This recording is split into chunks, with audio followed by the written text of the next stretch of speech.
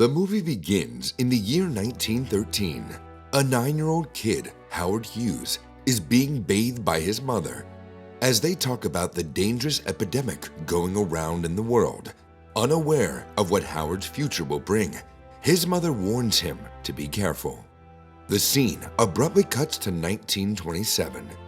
Now, a 22-year-old Howard is producing and directing what he claims to be the best motion picture of all time. At a very young age, he has taken over his father's oil drilling business and made a humongous amount of money from it. However, Howard's very nature is like a river that never stops flowing. He continuously strives for more and for better. When Howard thought of the idea to film a movie about the war, he knew he needed the best of everything, from production to actors. The world thinks he's crazy because he's investing all his life income in the movie, but Howard's love for aviation makes the movie more than just a project for him. He has bought more than 80 private planes, thousands of cameos, and is the first person ever to shoot a movie outside of a studio. The project is costing him $5,000 a day, and while any businessman would think of this as an expensive opportunity cost, Howard has a vision that he refuses to compromise on. After a year of hard work and a lot of investments, the movie finally comes together. But while watching the final version of it, Howard realizes the airplanes that he worked so hard to obtain look like mere models. He concludes that they should have shot the clips against the clouds, so the planes look relatively fast.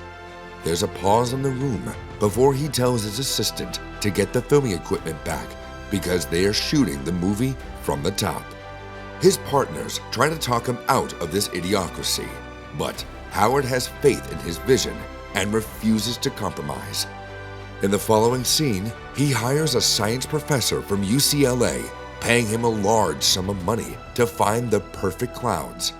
For the next 8 months, he keeps all the actors, the pilots, and the airplanes on standby, waiting for the professor to predict the location of the perfect clouds. The media calls him and his ideas insane, but Howard remains true to his passion.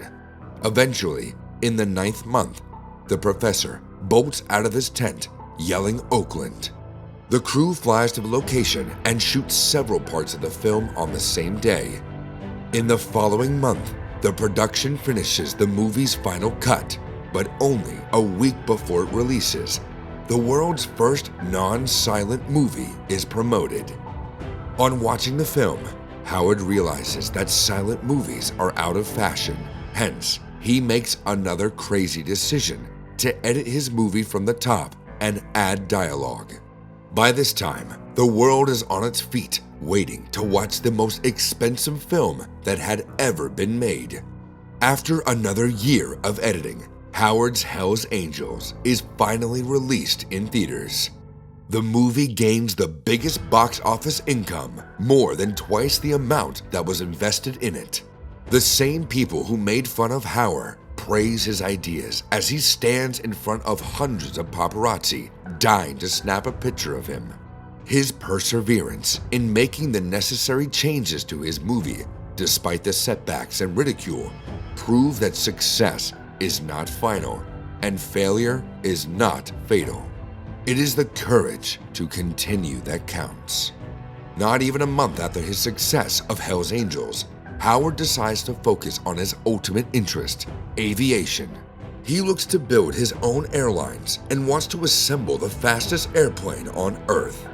During this time, he also meets popular actress Katharine Hepburn. Instantly attracted to her, Howard invites her on a date, and the two start meeting frequently. When he's not with his new love interest, he spends time with his trusted engineers. They are currently working to build a prototype for an airplane that will be the first airplane with no top wing. However, working with someone like Howard is a nightmare for the engineers because of his unrealistic ideas and expectations. What they don't know is all of Howard's successes were built upon his ambitious and often unrealistic ideas when he's pursued with unyielding determination. One day he comes to them with another one of his insane ideas, He wants to build a plane that would be adequate for commercial use. His employees imagine buying flight tickets instead of bus tickets and conclude that it is impossible. But Howard, with sheer will, persuades them to help him. As soon as they approve of the idea, he surprises them again by buying controlling stocks of the World Airlines, TWA, for $15 million. His belief in himself fuels his determination to take risks, even in the face of uncertainty. In the following scene, Howard and Catherine are at a party enjoying their meal when two of Howard's acquaintances interrupt them. One guy picks up a pea off Howard's plate, which makes the entire meal repulsive for him. He looks at his plate in disgust, imagining germs taking over the dish. Catherine notices his strange behavior before making up an excuse to get him out of the place. Hoping to save the terrible date, Howard flies her in his personal aircraft and teaches her the basics of piloting a plane. Eventually, they end the day by making love to each other in his study room. The scene then changes to September 13, 1935. After months of hard work and spending a lot of money, the prototype of the first commercial plane is completed. It stands on a runway in a mountain, magnificently shining against the sun. Howard looks at his accomplishment in awe, proud of how far he's come and ambitious for the future. He decides to take the risk of his life and conduct the test flight himself. Soon, Howard sits on the airplane and takes off with little effort. The engineers track the airplane's speed to 352 miles per hour, which officially makes it the fastest airplane ever made. Just as the team celebrates the success, something goes wrong with the airplane, and it crash lands in a beet field. The rescue team rushes to the crash site, only to find a proud Howard waiting for them with a smug look on his face.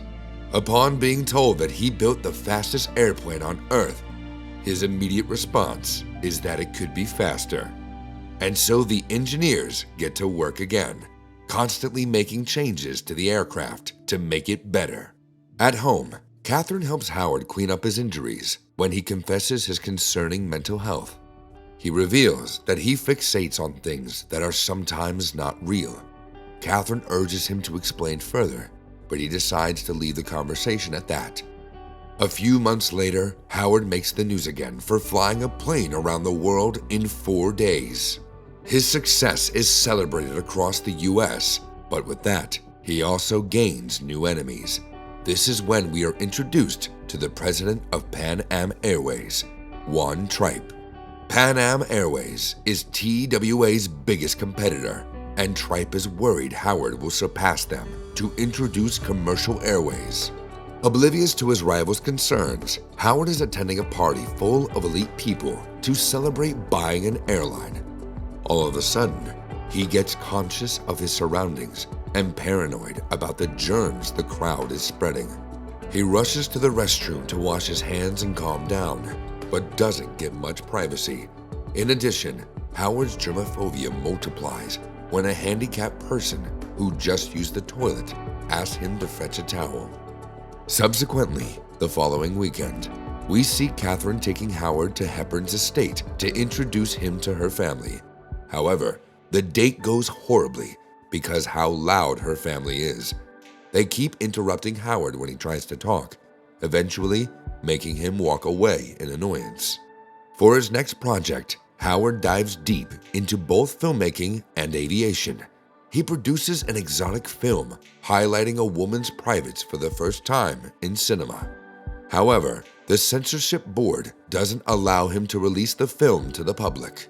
The protagonist springs into action one more time to get what he wants. In a dramatic interview, he brings out magnified pictures of actresses' cleavage every time they had been shown in cinema. Since the same censorship board approved those images, they are compelled to approve of Howard's film as well.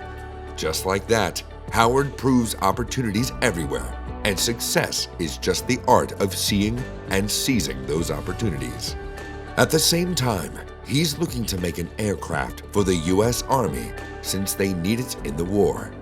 An ambitious Howard claims that his aircraft will be able to carry tanks and guns alongside soldiers to the battlefield.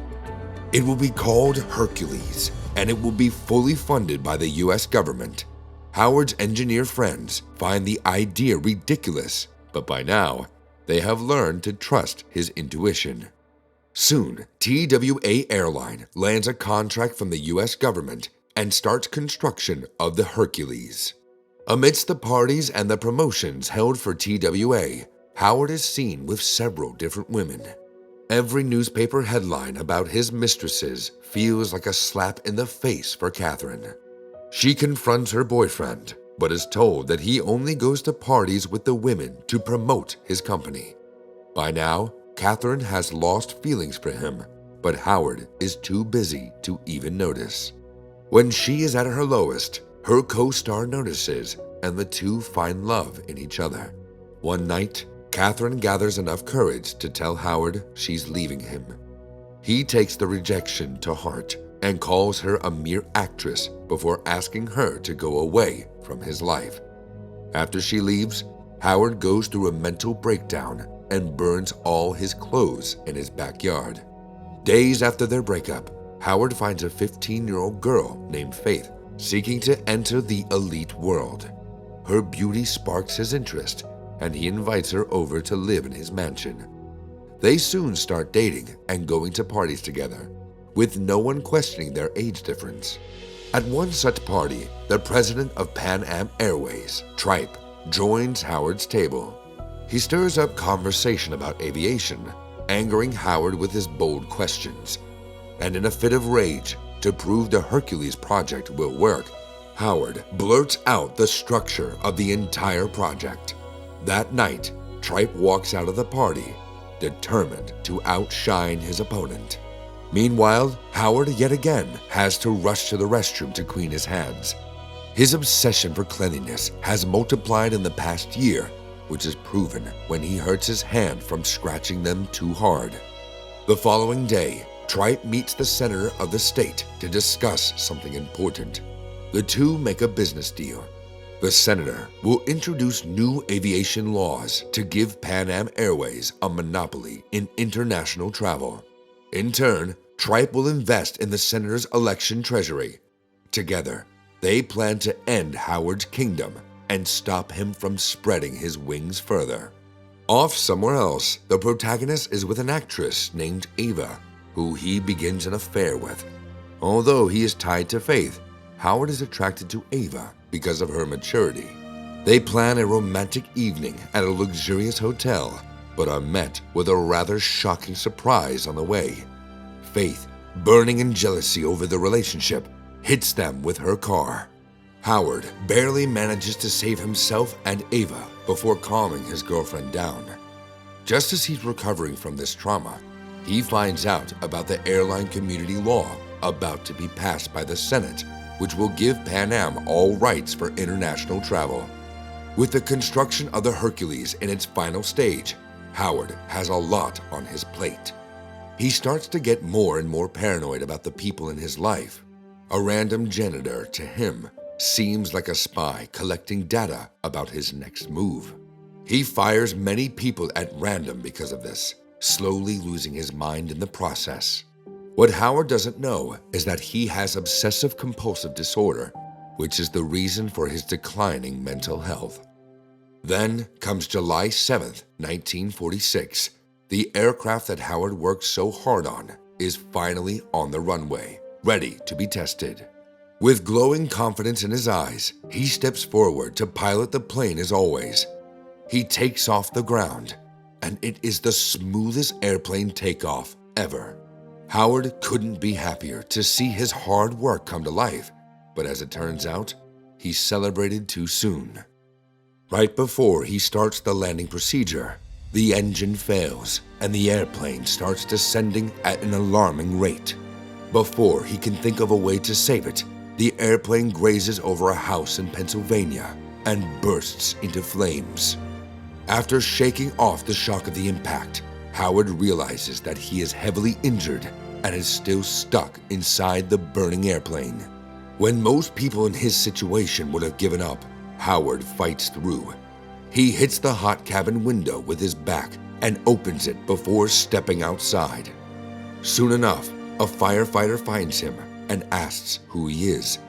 With his last breath, Howard says that he is the aviator and falls unconscious.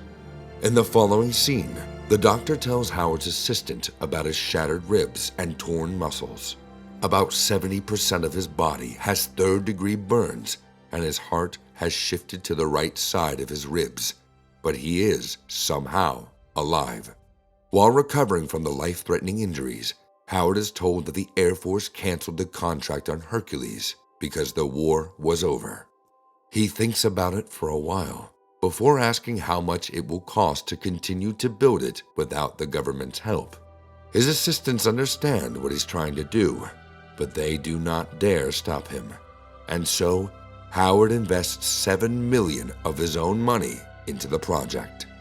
Eventually, he recovers from the injuries, but as days pass, his paranoia doesn't go away. One day, Ava finds a microphone under her bed, which Howard had placed to make sure she wasn't spying on him. She begins to curse at him before attempting to end things with him. The confrontation doesn't go well when the two begin hitting each other, but Ava leaves prior to things escalating further. The day only keeps getting worse for Howard when he finds out the FBI is at his house to look for evidence to prove he embezzled government funds. The FBI was actually sent by the senator who wanted to frame Howard as a war profiteer so Tripe's company makes more profit against TWA. Howard rushes home where his OCD and germophobia are triggered upon seeing the FBI officers touch his belongings. It is now February of 1947. Howard goes to meet the senator in Washington, hoping to bribe him out of Tripe's clutches. The senator gets to the point almost immediately and asks Howard to sell TWA to Pan Am. That way, he can enjoy the money for the rest of his life and not work another day. The meeting ends, but not in Howard's favor, as he yells at the senator for being corrupt. The very next day, the senator goes to the press to frame Howard as a war profiteer who took money from the government but never provided them with the aircraft he promised. This acts as the final straw for Howard and makes him lose his sanity. He locks himself in his home theater and doesn't come out for days, drinking only milk and urinating in empty bottles. He loses his sense of time, place, and of people. Still, being an obsessive germaphobe, not having the will to clean, he decides to stay in the areas of the house that are relatively clean. After several weeks of living like that, he's visited by Ava, who takes on the task to salvage him. She cleans him up and helps him spring him out of his depressive episode. Coincidentally, the next day is the senator's hearing to discuss Howard's case of money embezzlement. Like the phoenix rising from the ashes, he goes to the heavily anticipated hearing and sits down confidently in front of the senators and hundreds of cameras. Initially, the senator puts several baseless accusations against him, and the case seems to be slipping out of Howard's hands. But then, he in turn asks the senator how many times he had visited Tripe in the past month. The reporters, intrigued by his claim, ask him to keep going. Soon enough, everything starts making sense to the other members of the Senate. It was the senator who proposed the commercial aviation bill, which happened days after Tripe funded his campaign. The reporters also put two and two together to expose Tripe's bribery. That way, Howard wins the case and the senator's wealth is investigated. By now, the construction of the Hercules was finally complete and is now being promoted as the biggest airplane the world had ever seen. On the day of its first test flight, Howard surprises everyone by wanting to pilot the Hercules, even after what he went through last time. The airplane takes off from a water surface, flies for a few minutes, and lands safely, marking Howard's name in the history books forever. Howard's journey to success was not made without its failures and setbacks, but it is these struggles that made his achievements all the more inspiring. His skills as a businessman and innovator have made him a legend in his own time, as he made history with each new accomplishment. In the final scene, we are taken to a flashback of the day Howard's mother was bathing the 9-year-old. With determination in his eyes, the kid tells his mother that one day he will fly the fastest planes, make the biggest movies, and be the richest man in the world.